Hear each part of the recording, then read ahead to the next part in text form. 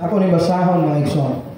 Samtang inyo ning pagasundan sa hilong dunay nasa monitor na Bisaya na version, pero akong basahon din sa ako ang English na version, King James. Therefore the Lord God sent him forth from the Garden of Eden to till the ground from whence he was taken. 24. So he drove out the man, and he placed at the east of the Garden of Eden cherubims, and a flaming sword which turned every way to keep the way of the tree of life. Hindi nga itong gibasa kanina so manani ang panahon na human nakasala si Adan o si Eva, gipahawa sila sa Garden of Eden. Pagka nakasusubo pamalandungot. Ang tanan, lingog, amen. Kung atong imagine ang Garden of Eden, that was the most beautiful and perfect place ni ato mapanahon. Pero ang pili na kasakit, di pahawa, unang patinhi, he drove out the man. Gihinginlan niya ang tao gikan sa maong nga dapit. Ang tanan, lingog, amen. One word, gusto kong magdala sa pulong sa Diyos. Sa usa ka pulong, a very negative words na at the end of this preaching, unta na atong ma-realize o mapalandungan, dili ko gusto na mabilong ang mga words. Ejected. Let us bow our heads and pray, Lord, ang mukhang ipasalamatan, Ginoo, sa imo pagkamaan. Salamat, Lord, sa imo grasya o kaluoy na nagadagaya sa among mga kinabuhi. Thank you so much, God, among pamalandungan, among patalinghugan, pag-ayo ang imong pulong. Help your servant to deliver your words. Kung saan, Ginoo, ang imong buot niya ipaabot sa among taliwala karon. Let it be, God. Hallelujah. Nga mo abot ini sa matagusan namo kay dulungo o amo kining ipatik o isilsil sa among kasing-kasing o gunahon. Gamita ang imong ulipon, wala ko'y mahimo sa akong kagalingon kung wala iba. In Jesus' name we pray. Amen. Let's clap our hands unto God. Gusto na mapalakpak alam sa ating buhay. Glory! Hallelujah! Nakahito na mo sa bakang lingkod ng Engson. God bless. You may be seated. The word ejected means eject, expel, out, to drive or force out. Di siya nakaapa sa itong karaoke sa una. Itong mga kasit, radio. Di ba? Abrihan mo to. Tapos, pansakan mo og tape. Tapos, naay nakabutan dito nga eject. Kung gusto nimo nga tantaan mo kung kuha itong nakabutan sa sulod, bisiton rin mo itong eject. Maabri na rin ito kung pwede rin mo pa. Tanan, amen. Di ko makalimutan na kay sa una, sa palimbaho na mo dinhi, ang gamiton, karaoke ni Nainyoling. Legendary itong mga karaoke. Gamiton diri, saksakag microphone. Pagkagabi sa Domingo, gamiton po na mo sa parsonage, maminaw o what's the style? Tapong miniha. Gamin na London, romplong abloy, maglikit-likit dahil may unas. Yan, magpabuhot-buhot. Ambot mo sa mga nakaon na mo. Nya, di bagid makontento. Manayag og lubi. Ibaligya. Ibalit magpupansit kanton. Tuhaon. Di ko makalimot atong nakaraoke mga igsoon. Abot na ko sa balay. Mga to'y termina mo paminaman. Kini ang akong suliran. Handumanan sa saka. Napatoy, ruko ang taong bato. Ang adunay kasing-kasing malunod. Grabe, no? Mataktakdol sa bulan. Balik na ta sa Egypt. The word ejected means to drive or force out. Sa NPA, mga isyon, doon na sila rules nga pag makakumit na ka o duha ka technical or flagrant 2 pound, automatic sa ilang rules, you will be ejected. Wala kaya kang istorya. Kung tawagan na ka technical foul ka duha, ayaw na pangitag katarungan pa. Nagka-ubang player, litso na gawas sa dugout. Ang uban, giyahan pa na, ubanan sa gwardya. Di nakakasulod sa dula, o di nakakasulod, sulod sa kurto. Totally ejected na gyud ka. Ang tanan, you praise the Lord. Ejection is a punishment to someone nga naghimo og supak sa balaod, either sa usa ka event or sa specific nga dapit. Ang tanan, you praise the Lord. O sa history sa ejection, si Adan o si Eva mao'y una nga mga tao nga nakasinati niini. Ingon ang verse 23, gihingin lang. Sa verse 23 lang. O tungod diini, gihingin lang siya sa Diyos. And verse 24, ingon ang verse 24, gipapahawa niya ang tao. Gihingin lang, gipapahawa. That's ejection. That's being ejected. Ang tanan ninyo, praise the Lord. Sa kasakit sa buot kaha, ilang dibati niya itong hikayuna. They were already in that perfect place. Apan sa usalamang kakapatyasan, nahanaw o nawagtang ang tanan. Perfect place. Ako lang di kayo galiha mga igsoon ko. Kung doon na may perfecto nga dapit nga itong panahon sa una pa lang, walay lain ang Garden of Eden. Pero usa kasakit og subo, pamalanggungon, nga pawaon ka, nga ibugaw ka, nga hinginlan ka, gikanianan matahong o nindot nga dapit. Kung sa bersikulo lang ka sa Biblia nagbasi, perting dali ara kaayo sa mga panghitabo. From creation to their ejection. Imagine, tulurang ka chapter. Diba? In the beginning, God created the heaven and the earth. Genesis 1:1.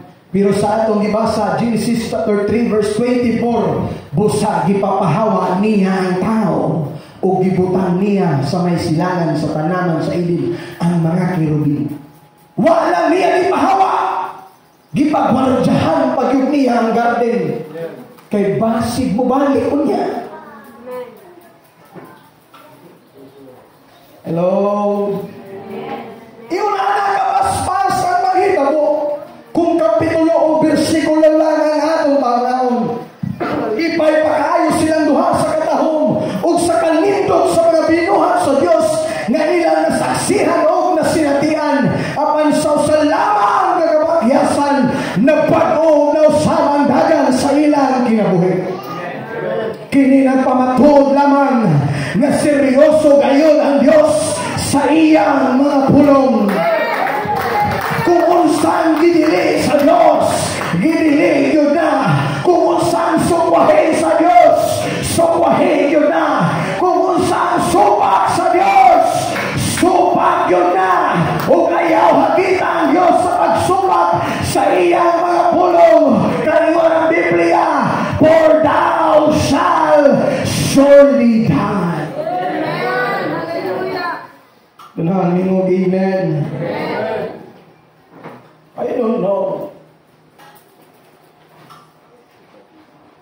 sige ko pamalandong. Tungod bagay. Wala akong kabaluha. Dili ko expert na ma-explain ako ni pagtarong sa inyo about ang relationship ni Adan o ni Eva o sa Diyos before sila na-eject sa Garden of Eden. Kaya para nako, mas lahi itong panahon nga dugay nimo nga nakauban o nahimamat na ang usa ka tawo. Kalang nailagid nimo siya. Dugay na ang mga panahon kay nag-build up o lahom mga relasyon. Wala ko natingon nga si Adan o si Eva, wala yung lahom nga relasyon sa Diyos. In fact, sila ang pinakaswerte nga tao. Sila ang pinaka-bless nga tao nga naman. Nahimo nila nahimamat ang Diyos from their creation. Labi na si Adan nga ang Diyos mismo ang nag-form sa iya. Alisir siya nahimong tao. Ang tanan mo praise the Lord. Ang tanan mo praise the Lord. Human sa labing manindot nga dapit nga ilang na sinatian. Mga pagkaon nga abunda na sa palibot lang nila makaplagan. Ingon pa, tanan nga klase sa pagkaon na adito. Kapan sa dihaan di papahawa sila sa maong dapit. Minsugod sila kasi natin kalisod o kapait. For why? For there was a big difference in living outside the garden than living inside the garden. Amen. Ang tanan, mingog amen. Sulod sa tanaman na ang tanan nila kikinahan. Ingon ang Bible, ingon ang Ginoo, you can eat everything what you want, but not the tree of life and the fruit of good and evil. Ang tanan, ingon, praise the Lord. Apan sa gawas sa tanaman, kinahanglan unang magpatulo o sigot ang tao. Mo na kita karon. We are out of the Garden of Eden. Naubanta, naapil ta. Kay naman ato ang course nga dawat niya ng iba. Mo na magpasimot sa ka. Adisir ka makakaon, adisir ka mabuhi, kinahanglan sa kang magpatulo o simot. That's the big difference. Tanan, praise the Lord. Ano man, kay kung imong i-point out, kung imong i-explain, kay kung imong imagine, unsa ang Garden of Eden, it is a place of perfect harmony. Of course, it was created by a perfect God, a place which absolute happiness reigns. Wala ba mo nakapangutana? Unsa kaha kung wala gikaon ni Eva ang mga bunga? Na bataron tanan nagtapok dito sa Garden of Eden, nag-enjoy sa perfect happiness atmosphere. Wala ka may sala. So kung imong imagine na lang pamalandungan, nindot na kinabuhi na wala sa pagpakasala. Hello. Na dito ang kalibay, ang katagbawan, ug ang kasiguruhan, ug labaw sa tanan ni adto nga dapit mabatyagan sa tao ang presensya sa Dios. Ang presensya sa Dios nga nagahari sa maong nga dapit. Ano na, lingog, amen. So, nagibasa na ako katong tayo na nakasala sila. Katong nakitaan nila na hubo sila. Na-realize sila na hubo sila. Ingon ang versikulo. Nasa chapter 3. Nakalimot ko sa verse. Wala na ako na-take note. Ingon dito. O gitago ni Adan o ni Eva ang ilang kaugalingon. Gikan sa presensya sa Diyos. Hello. Praise the Lord. Mao ni ang butang nga peligro sa tao kung dili mo ni mabantayan. Because sometimes we appreciate the perfect place, but we forgot kung kinsa ang nagbuhat sa matahong nagdapit.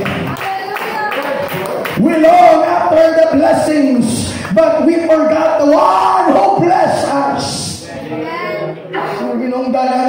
Hinungdan nagpahinumdum siya sa iyahang mga pulong. Seek not Bethel, seek not Gilgal, nor Beersheba, but seek ye the Lord. Praise the Lord. Kay subok pamalandungan, doon ay mga tao kusog mangitag trabaho, kusog manapi, apan walay pagtagad sa pagpangita sa presensya sa Diyos. Walay dautan ang pagbuhat sa ingon. Walay dautan for survival. Maningkamot ka nga magatrabaho ka o nindot nga trabaho para imong mga anak matagal nimo nindot og maayo nga kaugmaon. Kay everything in this world doon na may presyo nga kinahanglan nimong bayaran. Ultimo dahon sa saging kung moadto kag syudad imo nang paliton. Mato kag Manila, kanang gamay nga bukot sa tangad, 20 na. Pero dito sa ako, bless rin habol na. Migo na ito lang itong silingan, libre na kag tangan. Pagkapingan pa nagsabaw o manok. Ito na, mingog, amen. Walay daw man! Magtigong daghan sa lapi o daghan bahandi.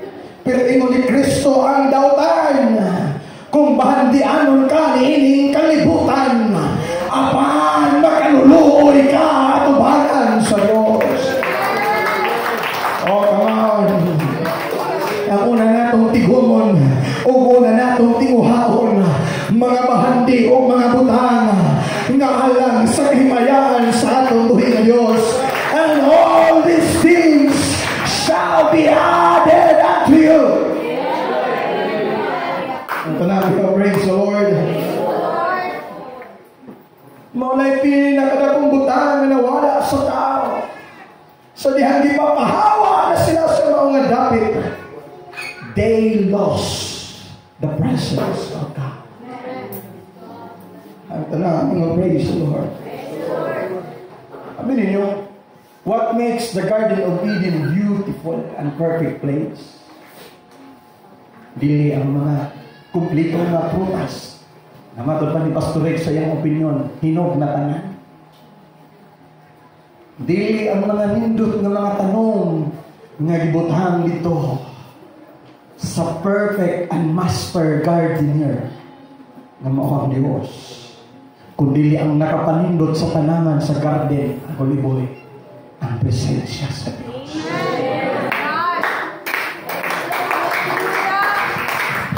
Hallelujah. Dito na dayo nagsugod ang kasamo. After sila na-eject sa Garden of Eden, dito na nagsugod ang samok na kinabuhi, ang gubot na kinabuhi sa tao, na layo sa presensya sa Diyos. The life outside the Garden of Eden, puno sa kasakit, puno sa pag-antos, o puno sa kasamo. Ngani? Kung imo basahan ng Biblia, sa next na chapter, na-record dito, Genesis 4:8, na-record ang unang kasong pagpatay sa history sa kalibutan. Huwag ka na nahitabo outside the Garden of Eden. What? First murder. Dito sa kanto. Kain. Di ba matingkaon ron, mas Diyos naman. Si Cain, di ba? Gipatay niya si Abel. Mo to'y record, una nga record, o ang pinasupo pag yun. Igsuon na sila. Hallelujah. Praise the Lord. Pero anong nahitabo man to, that's supposed to be impossible to happen. Kay igsora sila. Dapat na siya'y dako nga pagbati. Dapat na siya'y dako nga paghigugma sa iyang igsoon. Kay utol lang sila. Sumpay ra sila. Magkadugo lang sila. Pero nga anong nahitabo man to. Sa ako nang ikaingon, outside or without the presence of God, walay dapit nga sigurado, walay tao nga sigurado ka nga imong hatagan sa imong trust igsoon ko. But inside the presence of God, kung doon ay presensya sa Diyos, bisagi panimo na siya katugo. Mubati na nimo patigugma kay doon na siya ay presensya sa Diyos. The reason of their ejection, it's because of their violation. Gilapas nila ang balaod sa Diyos. And supposed to be, ang Garden of Eden is meeting place between earth and heaven. So na maglakaw-lakaw si Eva o si Adan dito. Kaon-kaon sila og grapes, orange, durian, marang. Ilang mapil ang presence ni Lord. Nakapo dito ang Diyos. Kauban nila dito David. So supposed to be, it was their meeting place. It's a place of fellowship with human and God. Pero doon ay bad news. Ang pultahan sa panangan sa Eden na himong sarado tungod sa pagsumpak. Amen. Praise God. Tungod sa sala, doon ay kirubin nga nagbantay dito nga naghawid o espada nga nagdilaw. Kinsa nga taong sulod nga dili takos, patay sigurado. Sarado na ang pultahan sa Garden of Eden. Sarado na ang pultahan sa nindot nga tanaman. Wala na ay makasulod. O ang gawas, ang dapit gawas yato nga garden dito na ang tao. Ning kuyanap na, nag-anak, o ang pagkadautan. Ning kuyanap. Amen. Ang atong devotional, ingon siya, don't go down into Egypt. Ang talang mga praise the Lord. Hallelujah. O ang tao nagawa sa Garden of Eden, dito ang sala, nagmultiply. Ang tao, nagkadautan. Nisugod ang murder, nisugod ang fornication, nisugod ang robbery, nisugod ang adultery, ang tanang klase sa kalapasan, nisugod na, ug hangtod karon nagpadayon. But here comes the good news. Mama to ang bad news. Nasarado ang pultahan sa Garden of Eden. But here comes the good news. Doon ay laing pultahan na apoy. Thank you, Lord. Hallelujah. Kaya mo na ang Diyos kamahay. Di santuod na pultahan nga masarado. Pero ang Diyos mangitag pamaagi nga doon ay laing pultahan na apoy. Hebrews chapter 10 verse 19.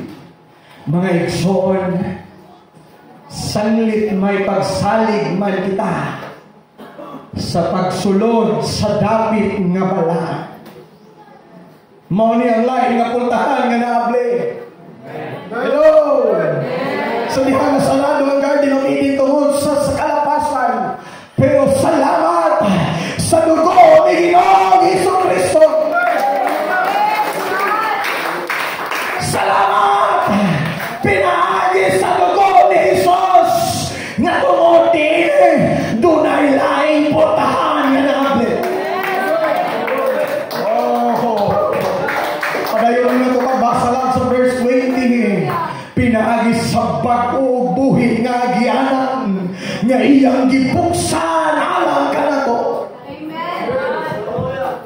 supposed to be, di ba, very unfair. Si Adan ug si Eva lang naka-experience ato na time that they can have fellowship with God na walay sala natungwa pa sila kalapas. Pero sa diha na buhat nila ang kalapasan, gisaratan sa Diyos ang bulan sa Garden of Eden, the place of fellowship with God, the meeting place between earth and heaven. Wala na, sarado na. Because humanity was being ejected. Ang ejection, ang violation, ang bayad hindi mo ang ejection. Wala na. Pero salamat. Thank you, Jesus, for the blood.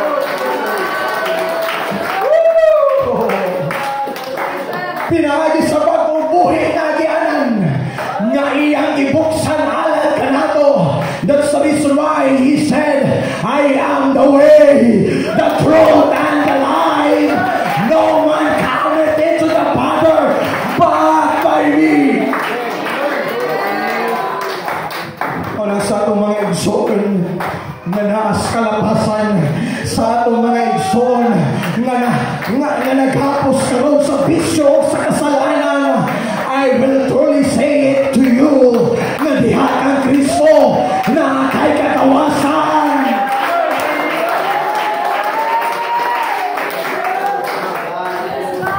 Every stronghold shall break down.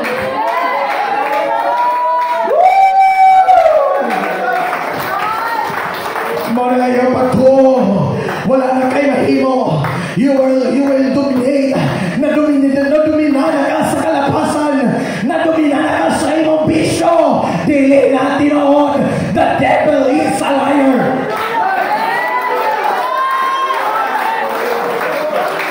Lalo na ko sa ibuhanon. Doon ay bago o buhay na gianan nga iyang gibuksan. Salamat. Pasalamat ang gidutulad at gigiyahan pa. Doon ay mga tao nga nagtudlo nato. Doon ay mga tao nga nagsulti nato sa maayong balita. Mao tong mga tawhan ang gigamit sa Dios para tultulan ta, giyahan ta ani nga gianan.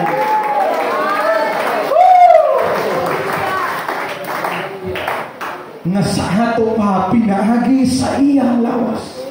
Verse 21 lang. Ug sanglit kita doon naman dakong saserdote nga nagdumala sa balay sa Dios. Last verse. Busa manuol kita sa Dios uban ang matinuoron nga kasing-kasing.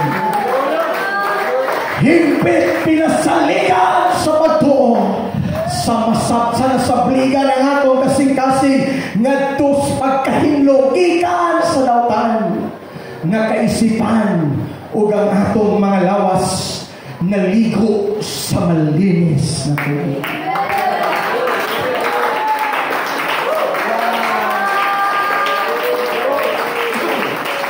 Bisan layo sa atong mga kapakyasan o mga kakulangon, siya sa gihapon ang itag pamahagi. Ano nga ang tao mamahimong makonektado pag-usab ngadto sa Dios. Because God knows without Him we can do nothing. Hinungdan mo gihapon sa Dios ipagsiksikan ang iyang kaugalingon sa tao kay nasayod siya nga luoy yun ang atong kahimtan kung wala siya sa atong mga kinahanglan. Come on, church. Kinahanglan nato masabtali nga butang. Sabto nato seryoso nato ni pag-ayo nga butang. Unta mahimot ang seryoso kung maghisgot ani nga butang. Bulahan ta nga nagabaton karon sa presensya sa Dios. Bulahan ta nga nagalangkon og pabor gikan sa Dios. Bulahan ta nga nagasinati sa iyang nagayaw grasya o kaluoy. Maungkot Sulti gayon pag-ayo ang imong nabatunan. Kaya ang plano sa kaaway mo gayon ang pagkawat kung sa imong naangkon karon.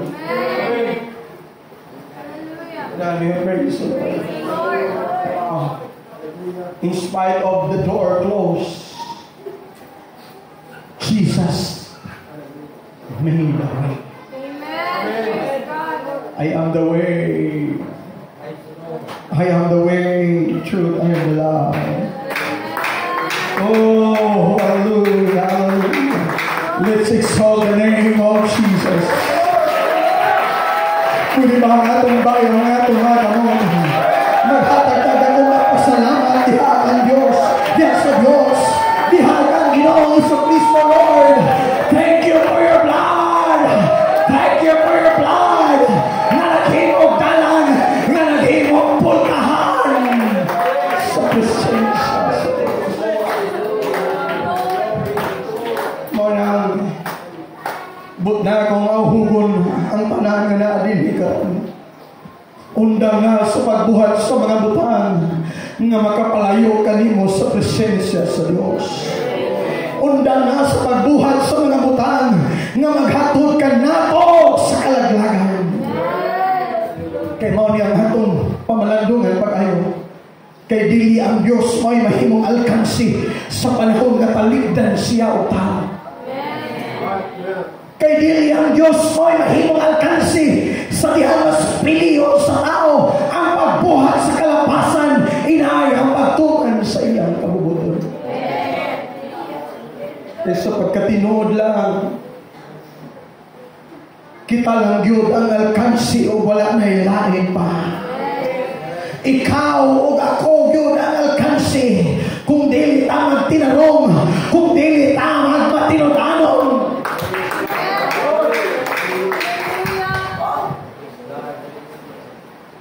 Ayaw paghuna-huna.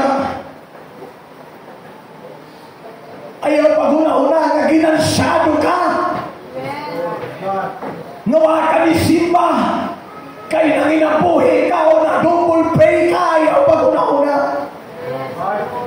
Ingon sa awit, kay pagbalansi pa, alkansi ka. Oh, ayaw paghuna-huna nga kumutalikod ka sa pagpangalagad. Dako ang mawala sa iglesia. Ayaw paghuna-huna kung mawala ka. Dako o kawalan ni pastor. Yes, mubati ni o kasakit. Mubati ni o kaguol.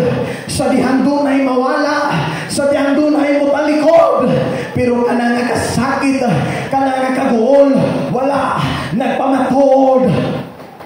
Nadako ka. Kabahin sulod sa iglesia. Kundi ka na nakasakit tungkol sa kaluoy, tungkol sa kaguol, sa imong kalaga nga maatuon niya sa pagkalala. Ito na aming amen. Siyempre, kung ikaw mapanday, kung ikaw, ano siya tawag alam, yung mga furniture, kaya naman ito mo ay furniture. Furniturist. Panday ka. Naghimo ka furniture. Makita ni mo nga. Ngayon gihimo. Nagupa. Gianay o baka. Natagakan. O sa kabutanga. Nagapa. Buhat. Bubati ka kasubo. Sayang ang akong gi-invest na panahon para mabuo ni nga butang. Gubara man diyan. Pero kung doon na siya gugma, iyan ang i-restore. Bisag na guba, iyang i-restore. Ang tanan niyo, praise the Lord. Kung nakadungog mo aning ang linya ni Pastor Jiboy, the church will rebuke, but the church will never condemn. Kung gi-rebuke ka, kung gibadlong ka, kana tungod kay gusto ka nga i-restore sa Diyos. And amen, praise the Lord. Mo na alkansi yun ta. Wala ay alkansi. Diyos biyaan o tao, magpabilin siya nga Diyos. Di siya makuhaan o gahom, kay wala sa tao nagdepende ang iyang gahom. He is the same God, the same yesterday, today, and forever. Pero kung ang tao, Sir Vanessa, malayo sa Diyos, hagiton ka mo. Pangitay ko ninyo karakter sa Bible, nasabihan ko, nalayo sila sa Diyos. Nagkanindot o nagkanindot ang dagan sa ilang kinap. Itaya na ko. Sa pinustay naman eh. Kasi na mabackslide. Okay. Kung naamoy ma-prove, nako, kay librehon ta mo o quick-quick. O fishball. O tempura. Lalabla. Nako, sige. Sugdi pa ko kam. Pag-uli ni mo. Karon. Sugdi pa ko kam pag susi. Makita kang doon ay tao nga sa dihang malayo siya sa Diyos. Nahimong nanindot ang dagan sa iyang kinabuhi. You cannot find any. Bisan wala sa Bible, bisan karon matukas matag simbahan, imong susihon si bisan kinsa nga nagpalayo sa presensya sa Diyos. Nagkagubot ang iyang kinabuhi. Muna i-challenge sa mo. No matter what happened, no matter what circumstances kayo mo masinatian, mas mudok ta, mas malibaso ta, na magpadol sa Diyos.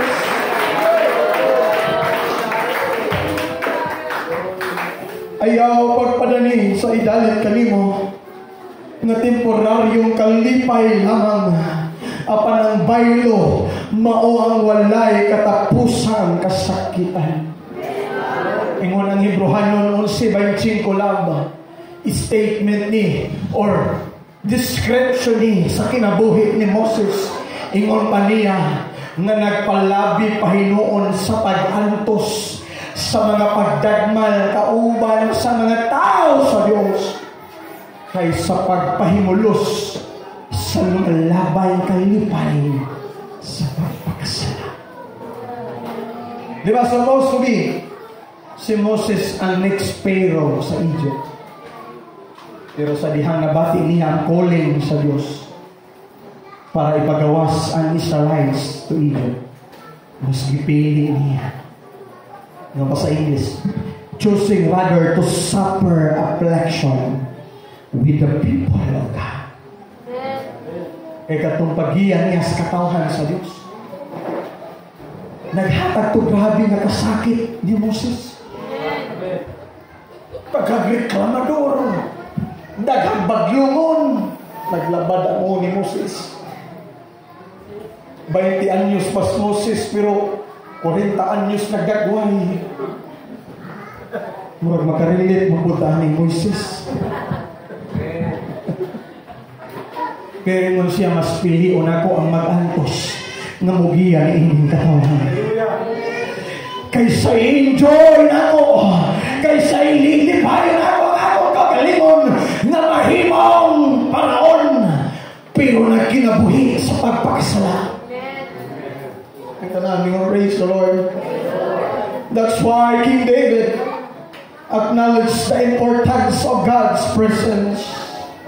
Ingon pa niya sa Psalms 51 verse 11, cast me not away from thy presence, and take not thy Holy Spirit from me. Balik-balik ini, pero let me remind it to you once again. Si nunay akong kalahian ni Saul, ni King Saul, ni King David. Parehas sila nakakumit og sala. Parehas sila nakalapas. Ang sala ni Saul, witchcraft, disobedience, bugat ni nasala. Pero sa dahil i-rebuke si Saul ni Prophet Samuel, ang Saul na hari, gibuhat niya ang tanan. just to retain, just to remain promised sa iyang ulo ang korona sa pagkahari sa Israel. Wala siya'y pakialam. Bahalag na layo na siya sa Diyos. Bahalag na sumpag na niya ang propeta na lagad sa Diyos. All what he wants is the crown of being the king of Israel. But not King David. So dihang girebyok si David ni Prophet Nathan. Ang sala ni David, murder and adultery. Pero sa dihang girebyok siya, thou art that man, King David. Ingon siya, ang ilakat yung ng tawanan. Hindi na siya, ikaw na ang mga tao. Ano siya, mana itong hinumduman, importante ang atong response. Hello? Nakapapamulihan. Kung i-correct ka, importante, how will you respond of that correction?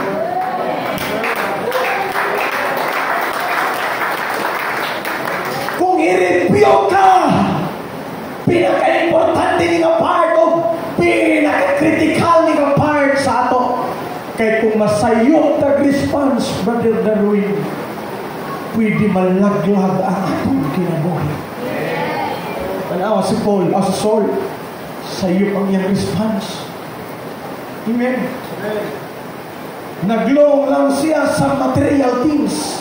That's what his response. Kay kabalo siya tungod sa iyang sala. Bawion ng gingharian o nagpili na ang Diyos o lahain na.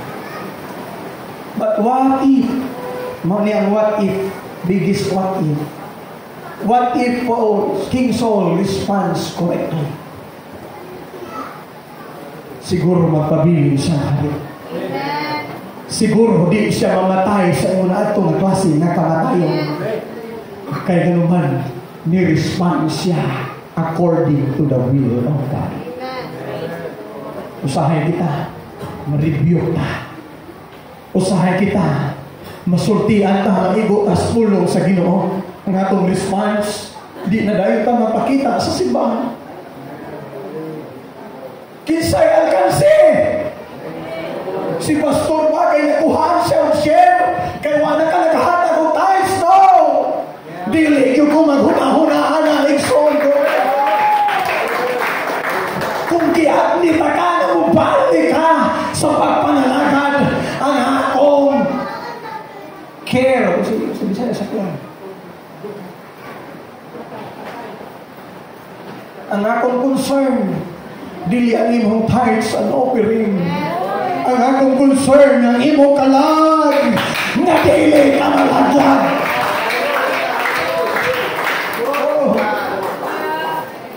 Tanang, you praise the Lord. Makorek, marong, masayo ang atong response. Manang, mamalandong ka kanina. Adusir ka mo response. Inhale, exhale. This is just an advice from your pastor. Kung naamo sa pagsulay, problema o sirkunstansya, ayaw na yung pag-react o pag-respond. Inhale, exhale. Human, pray. Hampo sa Ginoo Lord. Giyahin ko kung saan ako pag-respond sa aning na pagsulay. Kay si David sa dihang i-rebuke siya ni Nathan kung sa iyang response. Have mercy upon me, O Lord, according to thy loving kindness. According to your tender mercy, Lord, blot out my transgression. Ang iyang agritso na response sa kuliboy sa dihang i-rebuke siya. Paghinulsol, pagpangayog pasaylo sa Diyos. And he prayed this prayer, cast me not away from thy presence. Why? Nasabta ni Haring David, unsa kapait, unsa kalisod, unsa kauga, ug unsa kahuang kung wala ang presensya sa Dios. Di man ta mamatay dayon, di man ta mamatay diha-diha dayon, sa dihang kawadaan ta, sa dihang mawala ang Dios kanato, apan nasayo ta nga dili o dili yung ta makapadayon without His presence. Ito na aming praise the Lord. Punungan na. Punungan na nato ang mga buta na makapapahawa ka nato gikan sa iyang presensya. Punungan na nato ang mga butang nga makapalayo ka nato sa presensya sa Diyos. Tungod kay mas gikinahanglan nato siya labaw sa tanan.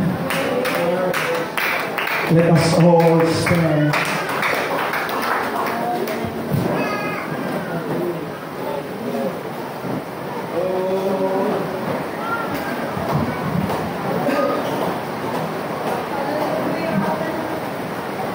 I will end this message from the story of the prodigal son. Kasi mo reklamo mo balik-balik na mga kasyon. Sugilan ko na ang pulong sa Diyos way pagkadaan, way pagkausap. Balik-balikon man nato pagsaysay ang pulong sa Ginoo. Ang pulong sa Ginoo di kawadaan mensahe o di kawadaan o kaong.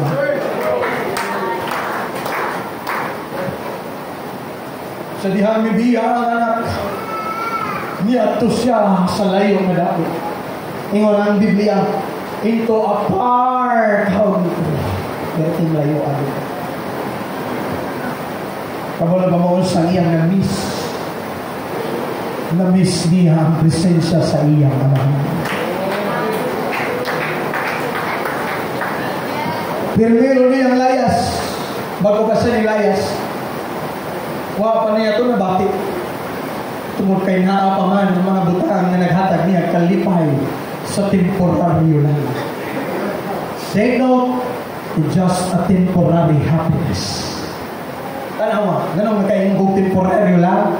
Kaya ningon ang Biblia, niyabot ang panahon na nawala, nahurot ang tanan niyang kapatan. It's not worth it. Nga ihatag nimo ang the best ang tanan sa temporaryo lang. Hello? Usay mo ba tiyong silos sa nato kasing-kasing? Kaysa pa na sa mga butana, temporaryo lang, mga mahalaw lang. Grabe ang atong effort. Pero sa mga butana, lumulumpad sa walay katapusan. Usahay, di ka mahatag o pagkakaan. Manahon na i-change na ito ang atong mindset. I-reboot na ito ang atong system. Kinahanglan usbo na ito ang atong sistema, Lord. Kinahanglan na ito i-focus, ihatag ang pinaka-the best sa mga butaan nga mulungkad sa walay katapusan. Nahulog na. Nawala na ito. Kung sa'yo nitabo niyo. Nabahog na lang siya bago for survival. O ang pinaka-worst, niabot sa punto na ang gikaon sa baboy, mora po iyang for him to survive.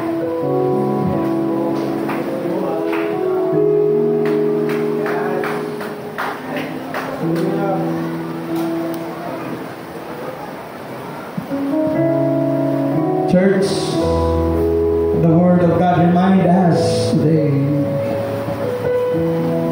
ayaw tugutin na mawala ka sa presensya sa Diyos. Nagimo na siya laing na puntahan to enter into His presence. But don't let it happened once again ang nahitabo sa Garden of Eden. Because of one failure, gi-eject si Adan o si Eva sa Garden of Eden. Let us grab this opportunity na makahimo patapag-enter sa Holy of Holies and seek His presence. Don't let that sin corrupt us nga makahimo na pagpalayo ka na ito sa presensya sa Diyos. Kung doon naman kayo nahimo nga kapagkiyasan, mga niaging adlaw, kahapon o karon lang, salamat